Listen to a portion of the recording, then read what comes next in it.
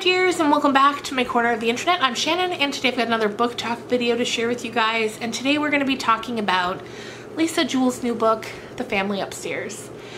Now, if you've been around my channel for a while, you know that I love Lisa Jewell.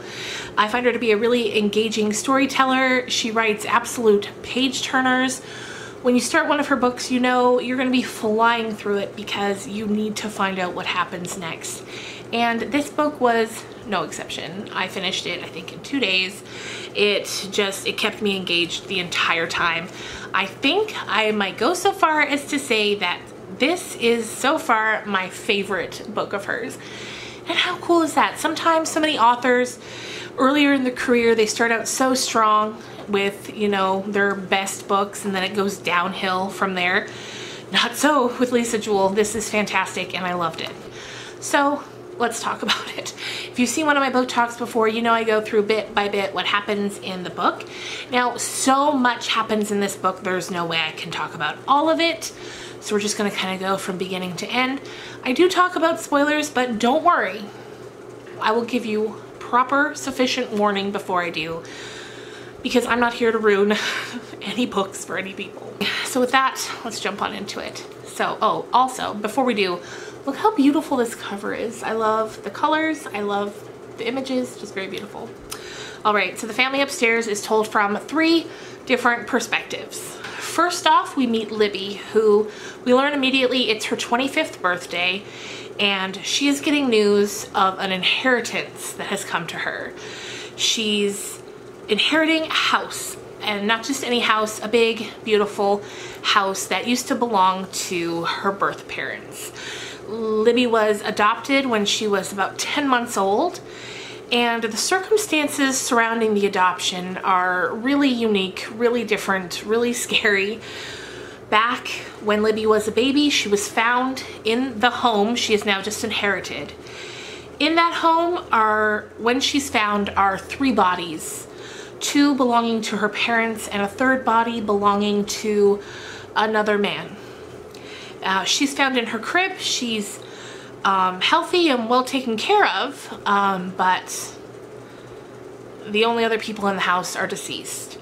There's a bit of a mystery surrounding what happened to the other people who lived in the house, because there apparently were other children, but they're all gone. The only one left in the house is the baby, so she's adopted out.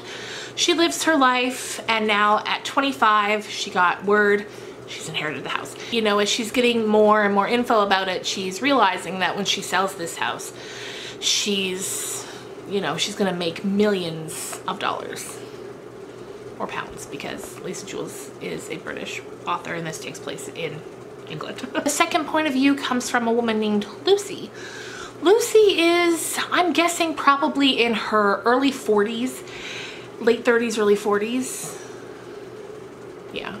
And she has 2 children, a son named Marco and a daughter named Stella. And when we meet Lucy, things are not going great for her. She's temporarily homeless. The way that she makes money is she plays a fiddle for tips and whatnot, and due to having to get her fiddle repaired, she's had to move out of the very cheap place where she pays rent. The very kind older gentleman who's the landlord, he had been paying the rent for her to kind of help her get through this hard time, but as soon as she found that out, she moved out because she didn't want him having to do that for her. She just couldn't in good conscience continue accepting that.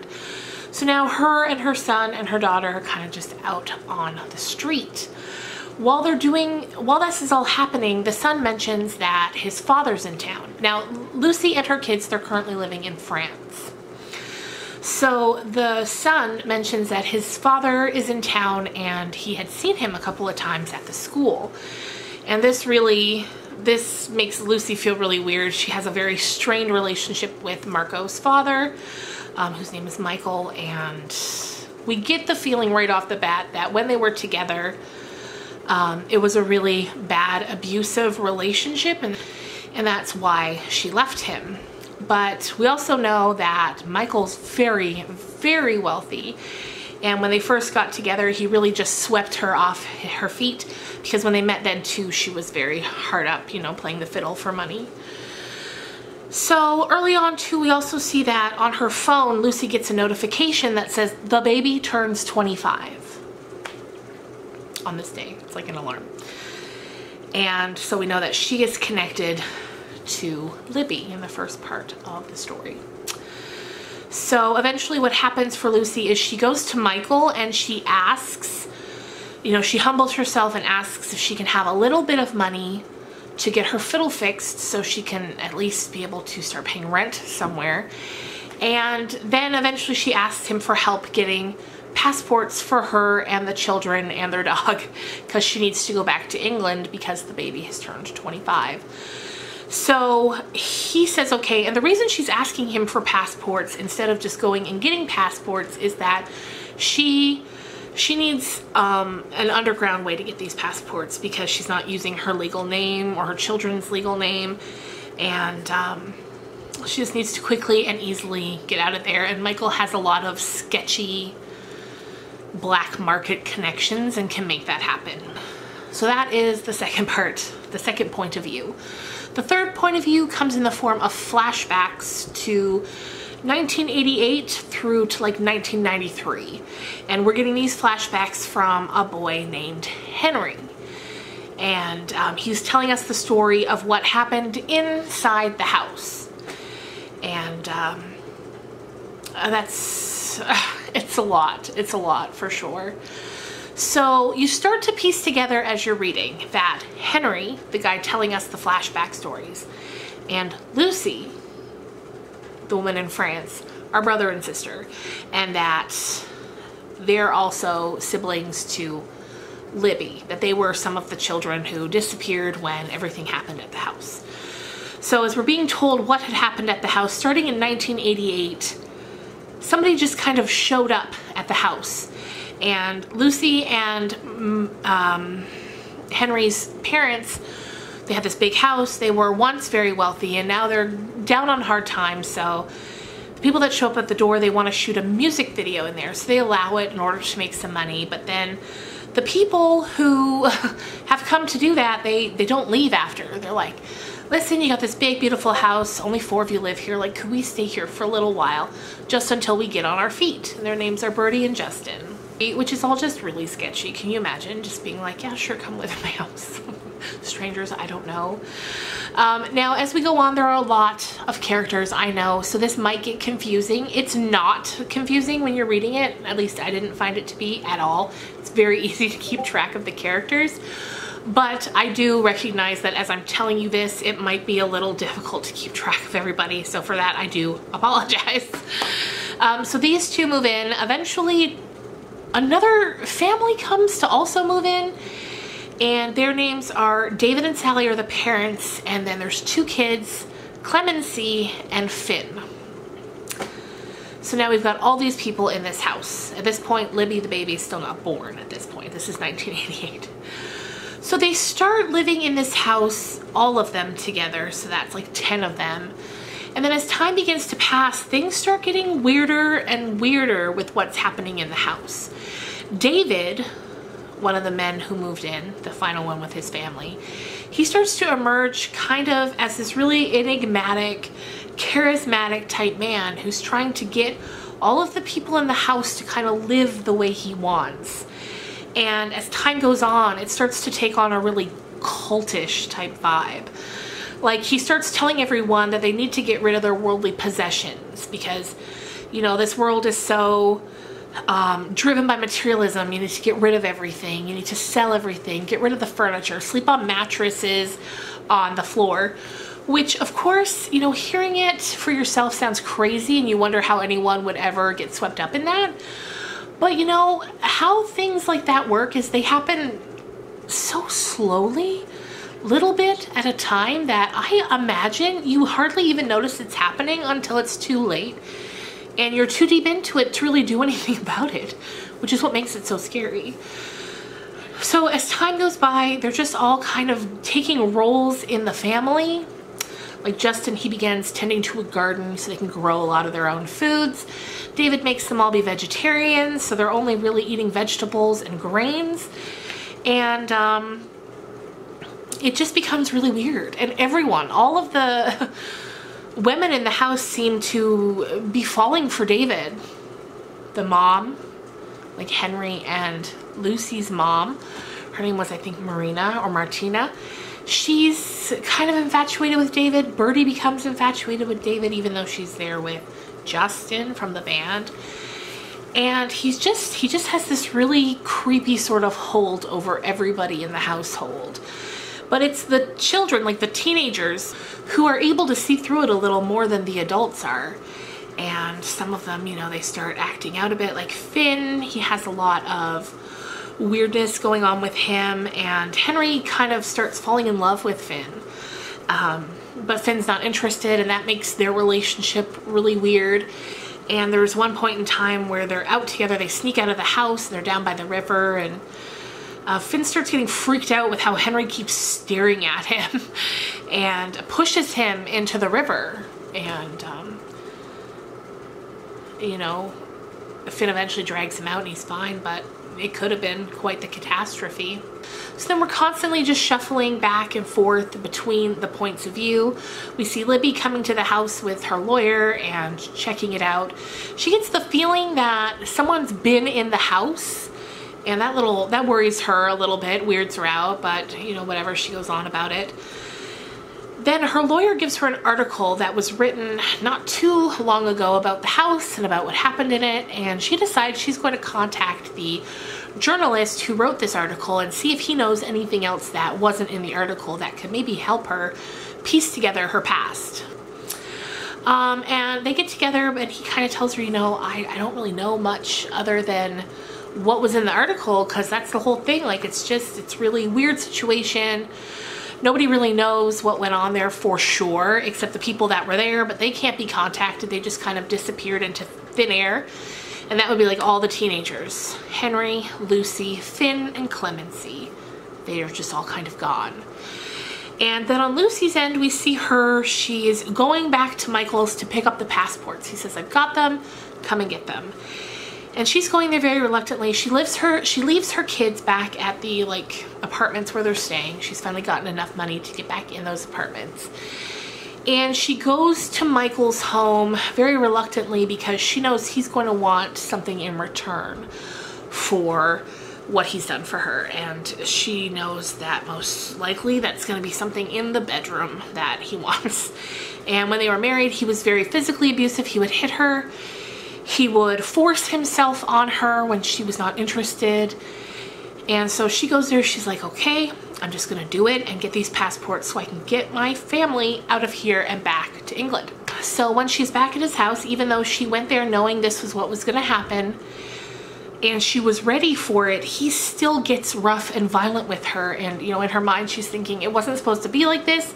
I was supposed to come, it was supposed to be consensual, but somehow he's made what she came there knowing she would have to do still into something violent and horrible. And he's pushing her up against a countertop, a glass countertop, and there's an edge to it, and it's digging into her. And she can feel blood running down her body, and he's hit her already, and she doesn't know what to do, so she reaches out to the only things she can find. They're in the kitchen at this point, and it's like a little paring knife or something like that. A knife that she was using, I think, to cut tomatoes. And she gets him in the side. And he freaks out, as you would if you've been stabbed, and he's kind of like, what'd you do that for? And she can see that he's losing a lot of blood, and like, he's a big guy, so she didn't really think it would hurt him too much. I get the feeling she kind of thought it would just get him off of her. But as time goes by, and she's debating whether or not to call an ambulance, she realizes that he's dying. And she's like, oh my God. So eventually he bleeds out and dies. So now she's like, okay, what do I do now? She's like, I have two options really. I can just leave, or I can clean everything up as best as I can, put his body down in the wine cellar. He has a housekeeper that comes every day, but she would just assume he was out of town because he came and went so much. She's like, it would take a while before she found him, and I could get out of town in that time. She's like, and hopefully when they find him, they wouldn't associate me with it, because first of all, she's going to be gone, using a different name on a different passport, and where Michael was involved in so much criminal activity and that was kind of known, she hopes that they'll pin it on some sort of criminal endeavor gone wrong. So that's what she does. She cleans everything up as best she can. She puts it down in the basement. She takes anything that she had touched, like they had wine, forks that she'd used when they had dinner. She takes it, puts it in a bag, and throws it in the river. She goes and gets her family, and they start the journey to England. So now, as this is going on, we're getting more flashbacks to the 80s and 90s, and things are getting really, really grim in the house. Finn, who's been causing his father a lot of trouble, trying to run away, taking drugs, David, his father, locks him in his bedroom for like a week straight. And just all the rooms in the house, the inside locks are taken off and outside locks are put in, which was something Lucy had noticed when she went inside the house. Not Lucy, Libby, sorry. So now, you know, Finn's locked up. Henry and Lucy's dad at this point has had a stroke. Eventually he has a second one. He's very ill. And then one day, quite out of the blue, Martina, Henry and Lucy's mom, announces she's pregnant. So Henry's first thought is, well, it's not with my father's. You know, it's not my father's baby. He's had a stroke. All he does, you know, is sit in his chair. He can't do anything. And then they announce that it's David's. And it was known that Birdie couldn't have a baby because at this point, Justin has left. And him and Birdie are together, David and Birdie. She can't have children, so they got Martina pregnant instead. And he's like, it's fine, we're all one big family, it's all good. Plus now this baby will join our two families together and it'll be great. Everyone's very upset about this. And the kids, Henry especially, he's starting to think like, we need to get out of here. Finn's locked in his bedroom, and when they finally do see him, he's emaciated, he's weak, he's very, very ill, and they know he needs to see a doctor, but David won't let anyone see any doctors. They can't even have aspirin in the house because, you know, it's chemicals and bad for you. Okay, guys, we're gonna get into some spoilers here. So, if you don't want any spoilers, now's the time to click away. This video is going to be so long, I know, I'm so sorry, but if you don't want spoilers, now's the time to click away.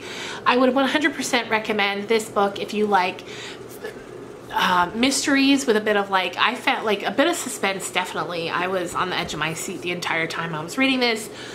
Couldn't wait to find out what was going on. So if you like that kind of stuff, definitely check this out. And yeah, now get on out of here so I don't spoil anything for you. Now, Henry starts to think, so before Justin left, Justin was the one that kept the garden. So before Justin left, him and Henry kind of formed a bit of a relationship together. And Justin was teaching him about the herbs and plants and flowers in the garden, what they're good for. One of the things that was growing in there was like the belladonna nightshade, which is extremely poisonous. There's just all kinds of like medicine and food and whatnot growing in this garden, and he taught Henry all about it. Plus, when he left a lot of his books on how to make certain concoctions and whatnot for Henry. So Henry decides the first thing that needs to happen is that baby needs to go. She can't have that baby. She can't, their families can't merge. Finn has already warned Henry, like, this is what my dad does. He goes from place to place, ruining lives. So Henry's like, no, we can't do that. So he starts making this tea that he keeps giving to his mother that eventually, sadly, because it's a loss of life, causes her to miscarry. So he's like, okay, we dodged a bullet there, because at this point he's very scared. So the second thing he decides he needs to do is figure out what's going on with this house. Like, where's all of his dad's paperwork? Where's his dad's will? He needs to get all of the paperwork to make sure that somehow David doesn't end up with this house. So his dad, who can barely talk because of his strokes, kind of through sounds and points, tells him where the paperwork is. But unfortunately, the paperwork is in David and Birdie's room, which they always keep locked, and which Henry isn't sure at first how he's going to get in there. But then he decides he's going to make a tea with some of the belladonna nightshade. He's read from the books that just a little bit will put people to sleep. So he gives Bertie and David the tea, and it works. They fall asleep almost immediately. So Henry gets the key from David, goes up into the room, finds all the papers. He also finds a lot of money, a lot of liquor, a lot of things that David preaches to the house they can't have, but yet David has it for himself up in his room. So anyway, Henry finds the paperwork, and luckily right before David and Bertie wake up, he gets out, he gets everything, you know, locked back how it was, and he takes the paperwork and a bit of money and kind of goes and does what he needs to do. Now, also during this time, we soon find out that Lucy, who at the time is 14, is pregnant with David's baby. David's like, I'm going to get a baby one way or the other, and we're going to merge our families, and I'm going to have this house. So like, he's completely off the deep end at this point. And Lucy's 14 years old, and like Henry is of course livid. He's livid that this has happened to his little sister. Lucy tries to tell him that it was consensual, that she wanted to, but she's 14. Like, this is a grown man in his late 30s. It doesn't matter if she feels like it was consensual. She's too young to consent. And, you know, Finn's like, yep, that's my dad for you. He's real charming. He can get anyone to do anything that he wants them to. And that's kind of the thing that just pushes Henry over the edge. Eventually, Lucy gives birth to the baby, and of course now that is the baby. That's the baby. So when Lucy was in France with her 2 children, and she gets the notice the baby's turned 25, it's her baby, not her sister. And she had named the baby Serenity, but of course when Libby got adopted, her adopted mother named her Libby instead of Serenity. So, like, so much. I'm leaving out so much because we'd be here for even longer than we're already going to be here if I put it all in. But it's so good. It just kept me on the edge of my seat. So, we find that out. And then eventually, you know, Lucy gets back to England, sorry. Libby has a bit of a run-in with who she thinks is Finn. But that later turns out to be Henry. And we learn that some of the backstory parts that Henry had been telling us, we learn that he's a bit of an unreliable narrator, and up until this point he had been painting himself in a little bit of a better picture than he actually is. We find out that he was the one that actually pushed Finn into the river, not the other way around. Little things like that where we're like, oh, Henry's not entirely who we think he is. But so eventually there's a reunion with all of them. They all kind of come to a head. They find out that Libby finally finds out from Lucy and Henry that Lucy's her mother. And so Libby's kind of like, so that means David was my father. And Lucy says, no, Finn was your father. So, and she's like, well, I thought it was, you were with David. And she's like, I was with both of them. So that kind of adds a bit of like, ugh, to it. But I don't know. There's something that makes you feel a little bit better when you know that the father was Finn. Just because at least that was someone closer to her age. So finally we find out what happened on the night, that final night when Martina and Henry Sr. and David were all found dead in the house. So the baby's born. It comes time. Things are getting even more and more and more extreme. At this point, everyone's clothes have been taken. They're all having to wear these black robes. Like, it's just getting more culty by the minute. And Henry's like, no.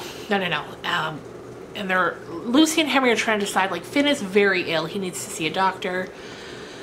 So David's like, okay, here's what we're going to do. I'm going to drug them again. Give them a little bit of the belladonna nightshade, and then we're going to go. We're going to just drug all the adults and then get all the kids out of here. Go find some cops to come and help us get free. Help our parents get free of this David guy. And so Henry administers the medicine. And as they're all getting ready to go, just so much happens. So he administers the medicine. As we know, for Martina and Henry Jr. and David, it kills them. He gives them too much. He's very shocked. He did not mean for that to happen. It knocks Birdie out too. Then when Henry's upstairs in David and Birdie's room trying to get all the, you know, the money, the jewels, everything like that, Birdie comes upstairs. She's woken up out of her drugged state and she's like staggering around. She can barely talk. And Henry ends up killing her.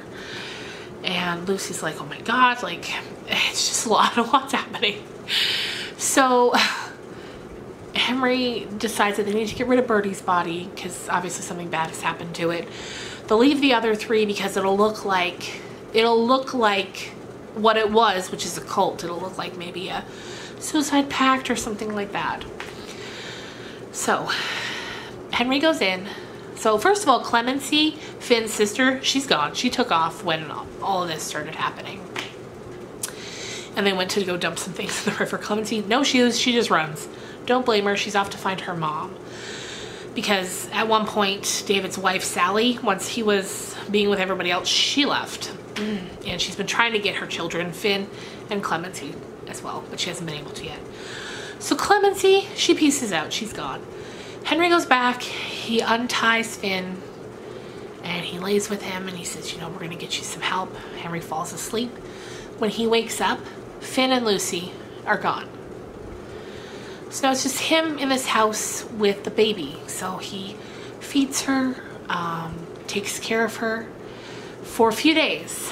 So we find out that Lucy has taken Finn to a family friend who used to be their doctor until the money ran out, and then he was like, I can't be your doctor anymore because you have no money to pay me.